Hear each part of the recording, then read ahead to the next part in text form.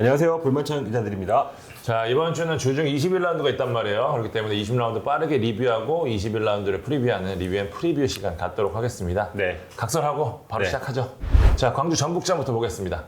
의외의 스코어가 나왔습니다. 3대3. 그러니까요. 네, 3대3입니다. 더 놀라운 건 뭔지 아십니까? 광주의 슈팅과 유효슛이 전북보다 한 개씩 더 많았습니다. 네. 경기를 보신 분은 알겠지만 후반 18분 구스타브의 동점골 나온 뒤 공격 기회를 더 많이 가져간 쪽은 오히려 광주였습니다. 박진원 감독이 용감하게 공격수 3명을 연이어서 투입하죠. 그러니까요. 아, 굉장히 인상적인 장면이었습니다. 네, 그걸 제가 이제 현영민 그 해설위원한테 물어보니까 수비의 안정감 그리고 수비에 대한 조직력에 자신감이 있기 때문에 그렇게 할 수 있는 거다. 근데 실제로도 좀 그랬고요. 뭐 3골 실점한 건 아쉽지만 3골을 넣으면서 승점 1점을 따냈고 마지막에 펠리페 헤더가 들어갔더라면 골대 안 맞았더라면 광주가 충분히 잡을 수 있는 경기. 그러니까요. 광주가 이제 울산에 이어서 그 전북전 무승부 뒤에 굉장히 아쉬워합니다. 예, 잡을 경기를 놓쳤다는 듯이 아쉬워해요. 그래서 이날 경기를 통해서 어쨌거나 7경기여서 무패를 내달리면서 지금 이 6위 서울과의 승점 차를 2점으로 지금 좁힌 상태입니다. 그래서 지금 상위 스플릿 충분히 가능하다 이런 분위기가 좀 감지되고 있습니다. 네. 다음은 이제 울산 대구전도 예상하지 못한 스코어가 나왔어요. 지독한 부진에 빠졌던 대구가 네. 반등의 실마리를 찾은 것 같아요. 그러니까 이병 감독 때문에 경기 후 그랬죠. 조광래 대표를 찾아가서 부진 탈출을 위한 조언을 구했다고 하는데 네. 확실히 좀 통했습니다. 일단 수비가 눈에 띄게 안정화됐고요. 이제 공격 숫자를 좀 줄이고 허리 숫자를 늘리면서 이제 상대 허리 싸움에서 밀리지 않았고 3백도 이제 확실히 박스는 잘 지키니까 주니어에게 특별한 기회를 내주지 않았고요. 공격은 확실히 지난 경기부터 완전 살아났죠. 세징야를 중심으로 속도가 못 쳤는데 오히려 후반 대구가 결정적인 기회를 훨씬 많이 잡았습니다. 교체 투입된 에드가가 두 번의 기회를 마무리했다면 9수를 끊을 수도 있었는데 야속하게도 조현우 선수가 너무 잘했어요. 예, 친정팀을 상대로 정말 그렇게 거의 골을 넣은 건 다름없을 정도의 활약을 펼쳤기 때문에 네. 예, 대구 입장에서 이날 200승을 친 게 좀 아쉬울 법도 하지만 어쨌든 이 경기를 기점으로 회복할 가능성이 높아 보인다. 그렇게 정리하도록 하겠습니다. 네, 다음은 상주 성남전은 창 기자가 예상한 대로 흘러갔습니다. 이번 주는 아마 맞추신 분이 많지 않을 텐데 그래도 저는 이 경기를 좀 체면질했습니다. 0대0이라고 제가 스코어까지 얘기했죠. 네. 예상대로 됐습니다. 성남이 경기를 잘했습니다. 이제 지난 경기 전북을 잡았을 때도 칭찬을 많이 했지만 전방 압박부터 여기서 뚫렸을 때 이제 뒤를 커버하는 이제 블록 형성이 너무 좋은데 이게 저는 정경원 코치의 작품인지 김남일 감독의 작품인지 모르겠지만 어쨌든 성남 코칭 스태프 칭찬받아야 하고요. 상주의 막강 공격진이 이렇다 할 기회를 만들지 못했다는 점. 어쨌든 성남이 이날 잡을 수도 있었어요. 토미가 너무 아쉽더라고요. 예. 항상 2%가 좀 빗나가. 한 2%더 되는 것 같아요. 진짜.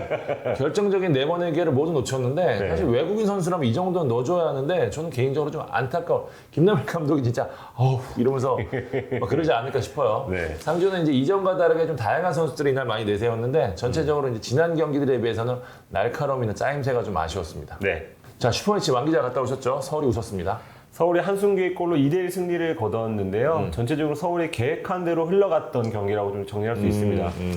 김호영 대행은 지난 부산대회에서 베테랑 다수를 깜짝 기용했잖아요. 뭐 주세종도 나오고 윤영선도 나오고 박주영도 선발로 복귀하고 그랬었는데 이 선수들 다 빼요. 네, 그리고 원래 그 부임 초기에 나왔던 가장 믿을 만한 선수들 다시 내보냅니다. 뭐 정윤철부터 해서. 그렇죠. 근데 이 선수들이 확실히 그 체력적으로도 그렇고 김호영 대행 축구를 가장 잘 이해하는 선수들이다 보니까 그래서 많이 뛰어야 되니까. 네, 많이 뛰어야 되니까 그런 전술에 잘 녹아들어서 경기력 자체가 조금 좋았다. 근데 이제 전반에 한 골씩 넣죠, 각각. 그래서 1대1로 비기는데 후반 시작과 동시에 김호영 대행이 박주영, 기성용을 동시에 투입하는 승부수를 띄웁니다. 이것도 참 대단한 것 같아요. 어떤 감독이 박주영, 기성용을 조커로 쓸 수가 있을까요? 그러니까요. 네, 일단 김대행은 좀 그런 면에서 복을 받았지만 두 선수가 들어온 다음에 이제 점유율이 후반 시작부터 15분까지 점유율이 74%대까지 올라갑니다. 평균 점유율이. 그러니까 공을 완전히 소유한 상태로 상대에 몰아붙이기 시작하는데 그 과정에서 한순규가 한 번 이제 워밍업 한번 하고 예열을 하고 그 다음에 한 번 더 감아차는데 그게 쏙 들어가죠. 잘 찼어요. 예, 뭐 약간 굴절되긴 했지만 코스가 워낙 좋았기 때문에 네네. 들어갈 수 있었던 거고 뭐 본인이 비결을 물으니까 뭐 사우나랑 엄마 집밥이라고 이렇게 또 귀엽게 좀 얘기를 했습니다. 예. 근데 반면에 그 수원 같은 경우는 받거나 레전드를 좀 다시 선임을 하면서 반등을 좀 노렸는데 대화는 많아요, 선수들끼리. 그게 좀 달라진 점인 것 같고 염기훈을 중심으로 선수들이 좀 똘똘 뭉치는 힘이 있지만 마지막 한 방이 좀 부족했다. 그리고 수비의 집중력, 헨리가 빠진 수비 그리고 타가트가 빠진 공격 거기서 문제가 좀 발생했다.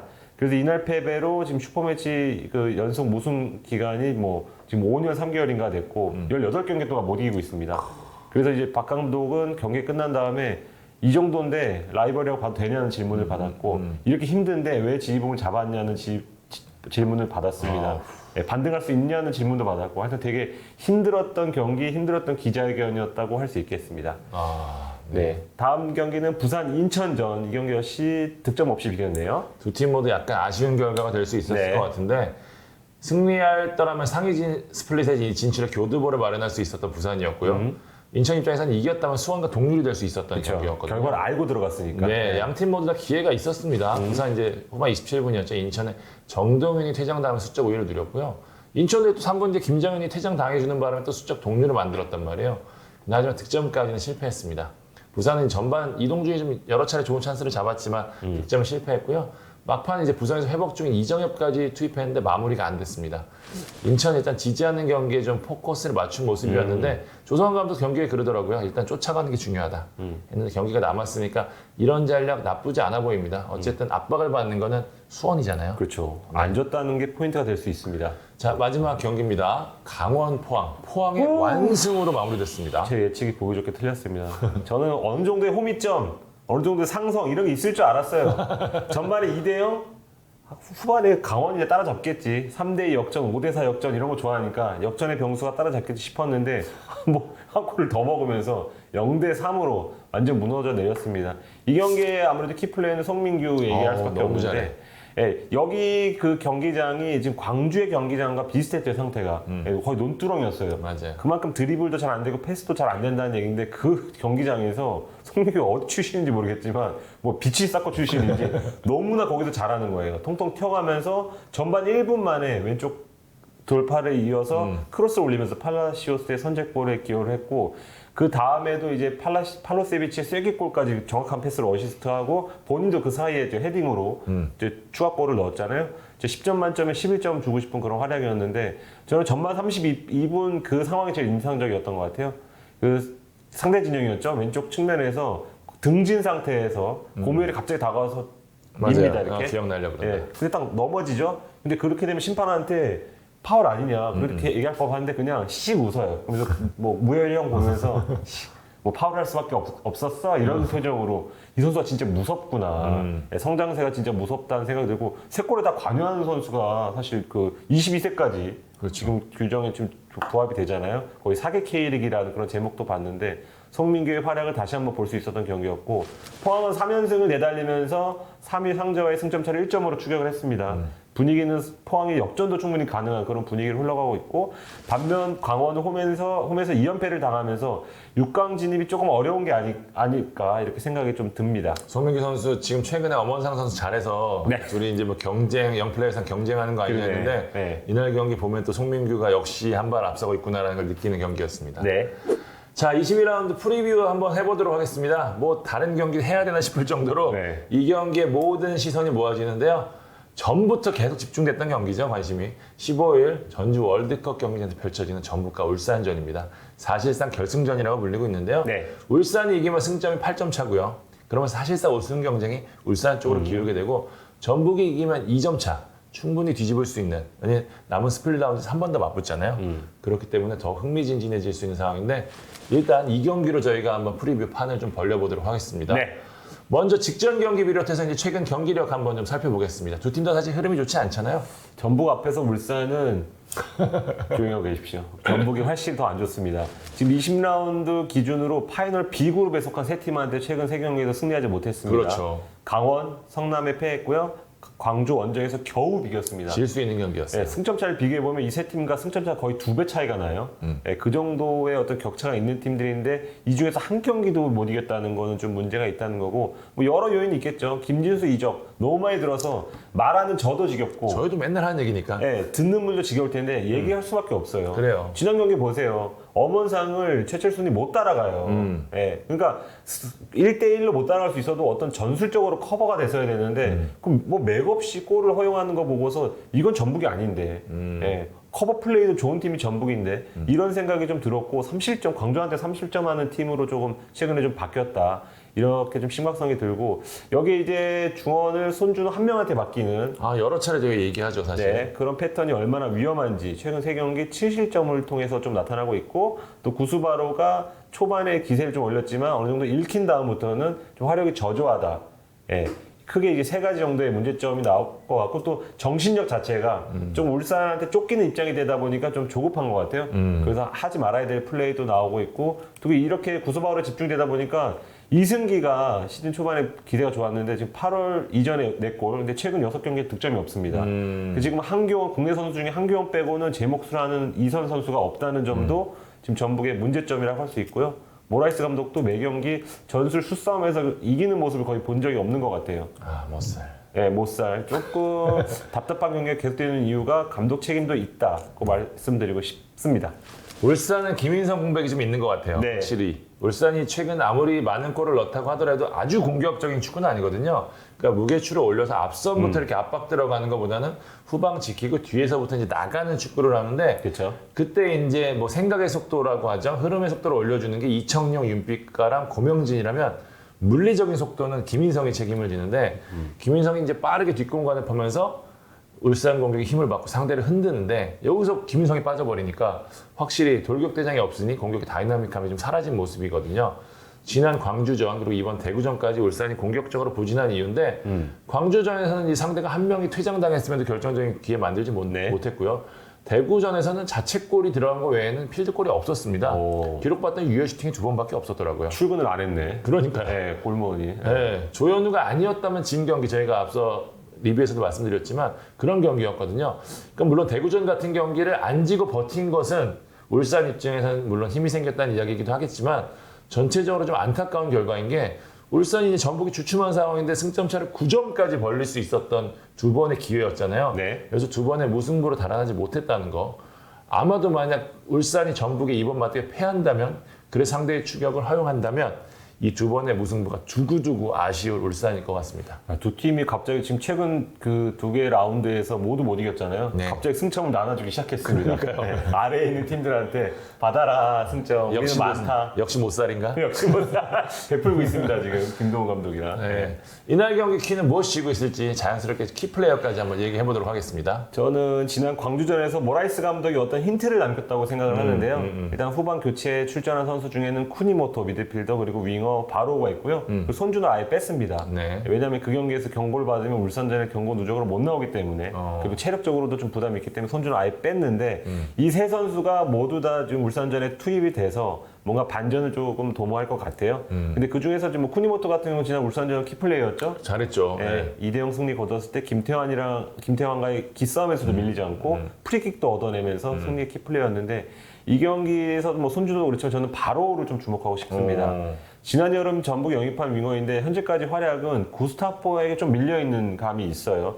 초반에야 뭐 50m 치달, 뭐 30m 치달 이런 것 때문에 좀 주목을 받았잖아요. 크로스. 네, 크로스 그 여유 그리고 계속 웃는. 근데 지금 약간 미소를 좀 잃은 것 같아요. 근데 이제 다른 팀들 같은 경우에는 템백까지는 아니지만 수비적인 팀들이 많아요. 전북이랑 상대하면 그냥 몸이 기억해. 몸이 자석처럼 자기 편 골대로 가는데 울산은 안 그렇잖아요. 울산은 공격할 거란 말이에요. 그렇죠. 그렇다면 왼쪽에 뭐 박주호가 됐든 홍철이 됐든 김태환이 됐든 조금 나선다면 바로가 공간을 파고들 어떤 그 공간이 나온다. 예, 바로는 이제 공간 없이는 못 사는 선수이기 때문에. 손흥민이 예전에 아시아 팀 상대할 때 고전했던 것과 그렇죠. 비슷한. 예, 지금 이제 바로가 그 신세인데 뭔가 강호랑 경기하다 보니까 오히려 지금 앞선 팀이니까 올 시즌 그렇죠. 기준으로 네. 그런 팀을 상대로 바로가 파고들 공간이 있을 것 같고 그리고 저는 여전히 울산이 왼쪽 측면이 약한 고리라고 생각해요. 굳이 찾자면 다른 데 다 강하기 때문에 네. 왜냐면 홍철이 100% 자리 잡았다고 생각 안 하고 공격력에 비해서 수비가 조금 아쉽다고 생각하고 광주전에서 실제로 좀 절었습니다. 그렇습니다. 예. 박주호는 확실히 뭐 국가대표 시절과 비교했을 때는 속도가 느려졌죠. 예, 속도가 느리고 좀 폼이 떨어져 있다 전체적으로. 그래서 이용과 한교원과 바로가 번갈아 가면서 좀 두드린다면 문이 열릴 수도 있겠다 생각이 드네요. 저랑 똑같이 보네요. 저도 측면이라고 생각합니다. 예. 중앙에 있는 선수들한테 좀 미안하네. 예. 울산이 좋은 선수들이 중앙에 많죠. 네. 근데 결국 차이를 만드는 거는 측면이라고 생각하거든요. 네. 그래서 어떻게 마무리를 해주느냐에 따라 주니어에게도 기회가 생긴다고 보는데 울산에서 직선적 플레이가 가능한 선수 김인성, 김태환입니다. 지난 2경기에서 빠져서 김인성 같은 경우 이날 아무래도 출전할 것 같아요. 물론 베스트 컨디션 아니겠지만 가장 중요한 경기, 또 김도현 감독이 지난 경기에서 아예 김인성을 뺀 것도 아낀 측면이 크다는 얘기가 좀 돌거든요. 그렇죠. 서령우도 이제 이날 복귀가 가능하겠지만 중요한 승부처에서는 아무래도 김도현 감독이 베테랑을 중요하기 때문에 김태형 카드 내세울 겁니다. 울산 입장에서는 전북의 가장 큰 약점 어디입니까? 왼쪽입니다. 여기를 흔들어야 되는데 그렇기 때문에 저는 이 키플레이어가 김인성, 김태현이라고 봅니다. 사실 나머지 포지션에서는 백중세라고 봐요. 네. 결국에는 이 백중세 속에서는 국지전에서 승부가 갈리는데 네. 이번에 측면, 그러니까 울산 입장에서 오른쪽이 핵심이 될 전망이다. 저는 그렇게 보겠습니다. 네. 예측해 볼까요? 네. 저부터 하겠습니다. 네. 저는 전북승! 일단 울산전 DNA 무시 못하는데 이제 전북이 보도자료에도 썼지만 위기 상황에서 꼭 이겨야 되는 상황에서 라이벌 팀을 꺾고 우승한 전력이 너무 많습니다. 모라이스 감독도 그 얘기를 했죠. 네. 이게 확실히 전북의 DNA 같고 지난 울산전 전북전 돌아보십시오. 울산답지 않은 경기를 했어요. 갑자기 뭐 물티슈 튀어나와서 파울범하고 김기희 퇴장당하고 슈팅 골문으로 안 향하고 심리 싸움에서 밀렸단 말이에요. 그게 반복될 것 같습니다. 저는 무승부. 그러니까 모라이스 감독 제가 얘기했지만 전북이 큰 경기에 강하다고 했는데 사실 네. 지금 경기력은 승산이 없습니다. 울산도 저는 무리하게 이 경기를 잡으려고 하지 않을 것 같아요. 그러니까 일단 지지 않는 거 2점처럼은 안 되고 5점만 유지해도 남은 시즌 해볼만 하다라고 생각할 것 같거든요. 그렇기 때문에 서로 폭탄 돌리는 분위기로 그냥 경기를 치를 것 같아요. 지루한 무승부가 될 것 같다. 울산은 잠그면 잠길 것 같긴 한데. 그러니까요. 예, 저는 그래서 무승부 예측해보도록 하겠습니다. 네. 남은 경기 이야기 안 할 수 없죠. 간략하게 프리뷰해보도록 하겠습니다. 네, 광주 대 상주전. 일단 사흘 간격 경기에서 홈 2연전을 치는 팀이 아무래도 유리할 수밖에 그럴 없습니다. 수밖에 없죠. 네, 광주는 또 말 많은 잔디에 좀 익숙한 상태인데요. 네. 박지성 감독께서 엄원상을 후반 뭐 15분, 20분 정도에 교체해주면서 체력을 안배하고 있어요. 그래서 이날도 풀스피드로 나올 수 있을 것 같고 펠리페는 후반 30분에 투입을 했었죠.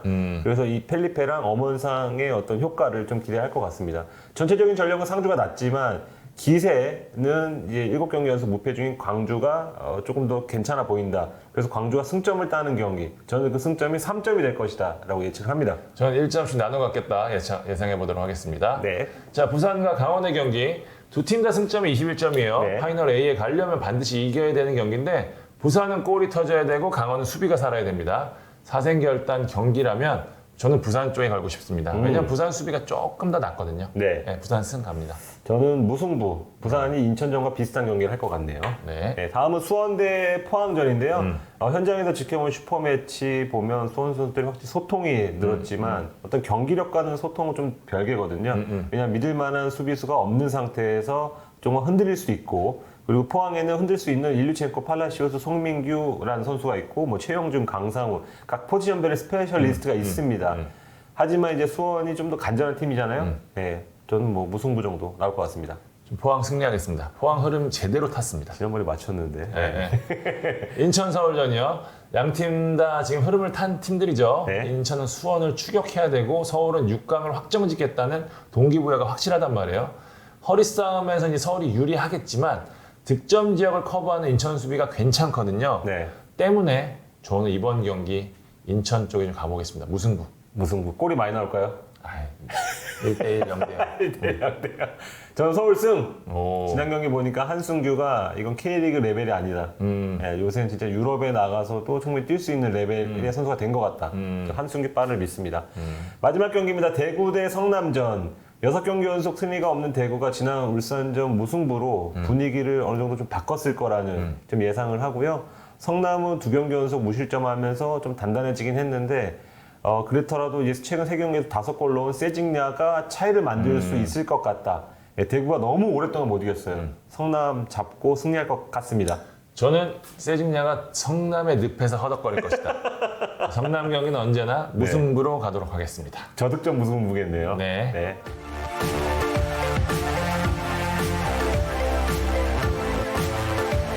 자, 지금까지 숨가쁘게 리뷰 앤 프리뷰 진행했습니다. 네. 이번 주 목요일에도 아마 이렇게 될 것 같아요. 리뷰 앤 프리뷰로 찾아뵙도록 하겠습니다. 네, 지금까지 볼만치 않은 기자들이었습니다. 감사합니다.